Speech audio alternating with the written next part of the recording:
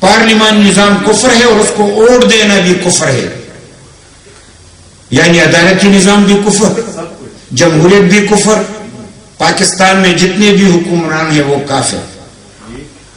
عجیب سی، لوگوں کا دل بھی بڑھ گیا، باہر کیف وہ اپنے بات سے منحرف ہو گئے، اور منحرف ہونے کے بعد جو کچھ ہوا، آئی ڈی پیز بن کے جو لوگ آئے تو اس میں سے ایک بوڑھی عورت، جب ہم وہاں پہ گئے ان کی پرسان حال دیکھنے کے لیے، تو ایک بوڑھی عورت مجھے کہتا ہے کہ بیٹا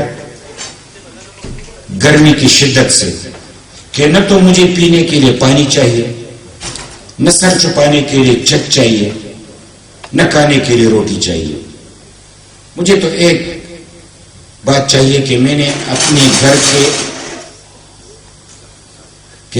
اپنے گھر کے افراد سے چپ کے اپنے زیور اتارے اور ان کو چندے میں دیا، اور چندے سے انہوں نے بندوق خرید کے میرے بیٹے کے سینے کو چلنے کیا، تو بس مجھے ان دہشت گردوں سے چھٹکارا چاہیے۔ تو میں نے کہا کہ ماں جی میں تو بڑا کمزور سا بندہ ہوں، لیکن آپ کے ساتھ یہ عہد ضرور کر سکتا ہوں کہ یا تو میں زندہ رہوں گا تو ان کے مقابلے میں جو کچھ آپ نے کہا پورا کر کے دکھاؤں گا، یا مر کے آپ کو دکھاؤں گا۔ اور خدا نے وہ دن ہمیں دکھایا کہ وہ آئی ڈی پیز بھی گئے، اور وہ دہشت گرد جو کہ ان کی متوازی حکومت تھی وہ بھی ختم ہو کے رہ گئی۔ یعنی ملکن ڈویژن میں ایک سکسیسفل سٹوری، یعنی وہاں پہ ایک امن کا قیام۔ اس کے بعد کیا ہوا؟ اب بھی آپ تازہ خبریں دیکھتے ہیں کہ خیبر پختونخوا میں کیا ہو رہا ہے، واقعات بھی بہت سارے ہوئے، بہت کچھ ہوا۔ اس تفصیل میں جانا نہیں چاہتا، لیکن یہ بات آپ کو اعتماد میں لینے کی میں بات کر رہا ہوں کہ خیبر پختونخوا کی حکومت جس طریقے سے اس دہشت گردی سے نمٹ رہی ہے، شاید کوئی اور اس کا مقابلہ نہ کر سکتا اگر ہماری بجائے کوئی اور ہوتا۔ یہ پاکستان کی بھی خوش قسمتی ہے، یہ ہمارے پختونوں کی بھی خوش قسمتی ہے، اور یہ ساری دنیا اور انسانیت کی خوش قسمتی ہے کہ خیبر پختونخوا میں فخر افغان بادشاہ خان کے پیروکاروں کی حکومت ہے۔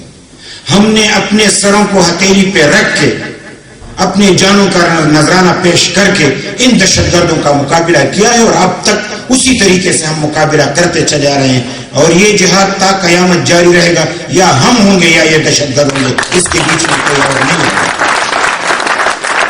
لہذا اس حوالے سے میں بڑے ادب سے یہ بات کروں گا کہ میں اپنی بات نہیں کہنا چاہ رہا، لیکن اس زمرے میں کہنا چاہ رہا ہوں کہ اسفندیار ولی خان پہ خودکش دھماکہ ہوا، خدا نے محفوظ رکھا۔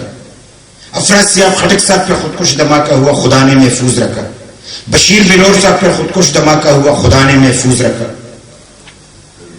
ہمارے وہاں پہ ایم پی ایس کو شہید کیا گیا، علم زیب ایم پی او ڈاکٹر شمشیر علی کو، ان کو شہید کیا گیا۔ ہمارے ایوب اشاعری وزیر ہیں، ان کے 2 بھتیجوں کو شہید کیا گیا جوان سال میں۔ واجد علی خان ہمارے وزیر ہیں، اس کے بھائی کو شہید کیا گیا۔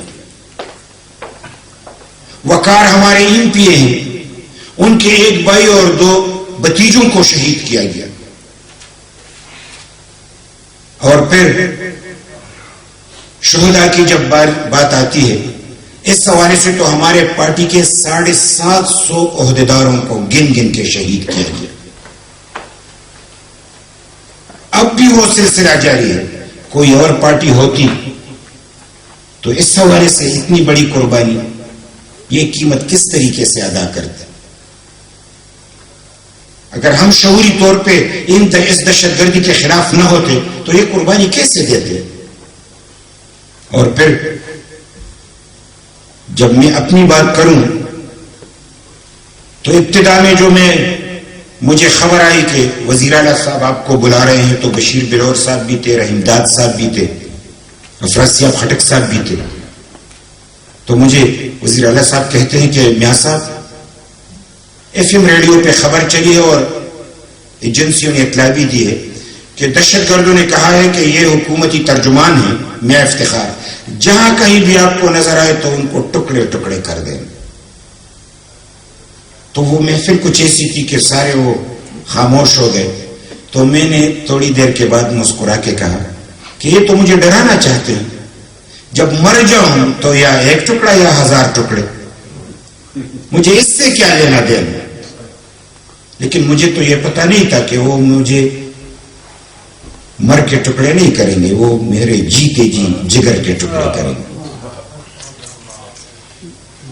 اور اس حوالے سے میں کہ میرا وہ بیٹا جو کہ ایم اے کر چکا تھا، اس کو نوکری مل چکی تھی، زمین فروخت کر کے وہ شادی کی تیاری کر رہا تھا، اور نماز پڑھ کے عصر کا نماز پڑھ کے مسجد سے نکلا اپنے گھر کے قریب ہی کہ دہشت گردوں نے آ کے گھیرا. میرے چچا زاد بھائی بھی ان کے ہمراہ تھے. 4 گولیاں اس کے سینے میں پیوست تھی اور 4 گولیاں اس کے سر میں پیوست تھی. اور تب تک ان کا نظارہ دیکھتے رہے جب تک اس کی سانس نہیں رکی. اور جب میں اپنے بیٹے کا منہ دیکھنے کے لیے گھر گیا،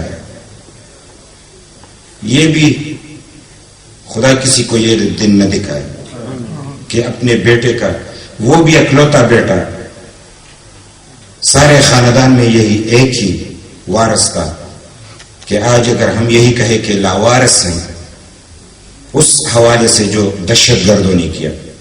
تو جب میں منہ دیکھنے کے لیے گیا تو میری بیٹی، جو ایک بیٹی ہے، مجھے ہاتھ سے پکڑ کے، بابا میرے بھائی کو کیوں شہید کیا گیا؟ تو اس کے سوا میرے پاس خاموش رہنے کے علاوہ کیا جواب تھا؟ وہ شاید یہی پوچھنا چاہ رہی تھی کہ آپ کا بیٹا نہ ہوتا تو شہید نہ ہوتا. تو میرا کیا قصور تھا؟ یہی قصور تھا کہ خودکش دھماکوں میں لوگ شہید ہوتے تو میں ان کے خون کے لوتڑے جمع کر کے کفن پہناتا، زخمی ہو کے لوگوں کو اسپتال لے جا کے ان کے خون کا بندوبست کرتا، ٹوٹے ہوئے حوصلوں کو حوصلہ دیتا. یہی میرا قصور تھا.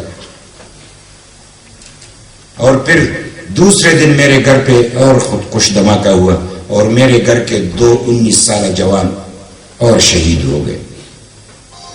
اور خبر آئی ان کی طرف سے کہ پرائے شہیدوں پہ تم نے بہت بڑھ چڑھ کر بولا، بڑے نڈر ہو کے بے باک طریقے سے بولا. آج پتا چلے گا کہ تم کیسے بولتے.